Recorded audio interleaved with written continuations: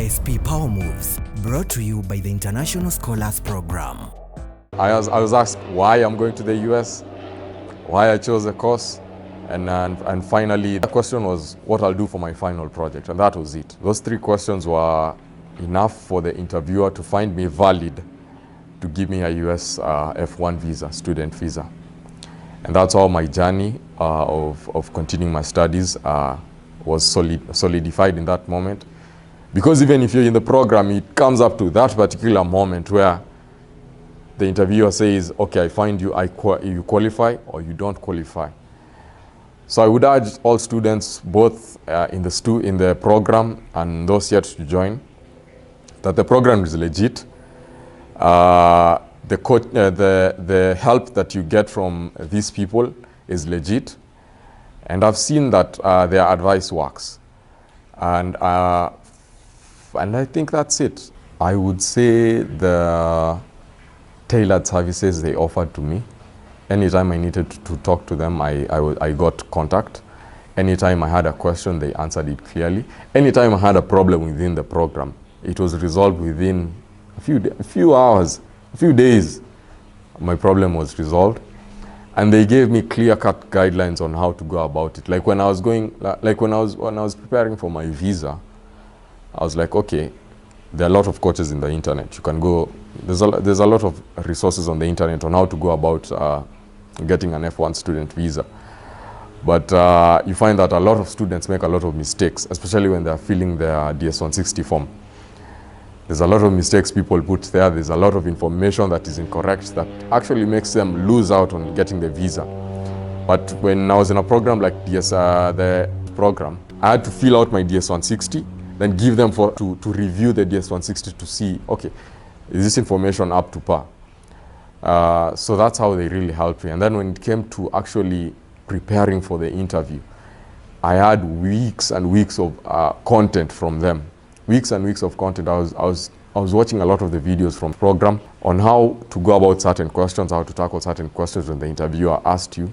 So I would say out of the many students that I attended the interview with, the F1 students who are not even part of the program, because I got to interact with them at the embassy, I would say I was way above them in terms of how to go about the interview. I was far along in terms of competency on how to handle certain questions. So I would say the program helped me in that part, and also the funding.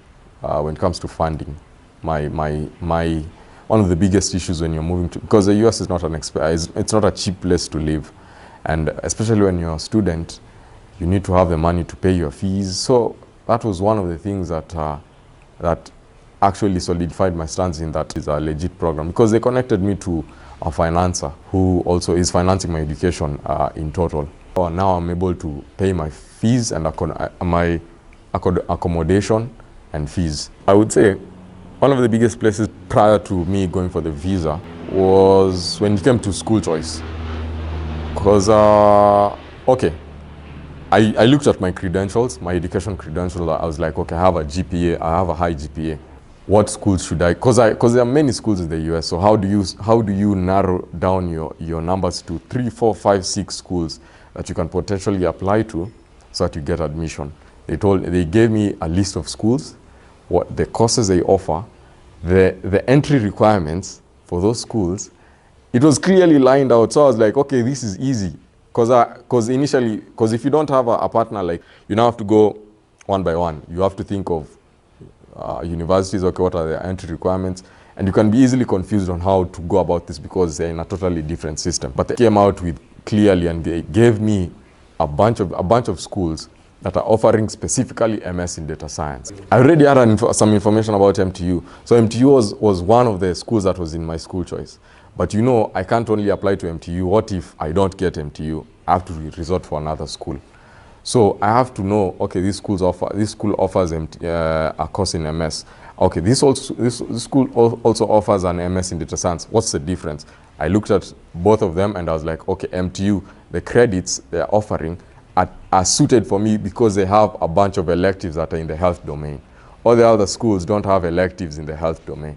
And that's how it helped me choose MTU as the first choice of school to go to. So prior to the visa interview came out clearly for me, particularly in the school application process. Because I can say it's a tedious process. It's not an easy process.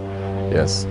Thank you for watching ISP Power Moves. The International Scholars Program is here to turn your study abroad dreams into reality, no matter the challenges. Explore our programs at www.internationalscholarsprogram.com and join us next time for more strategies, expert tools, and inspiring stories to fuel your journey abroad as a thriving international student.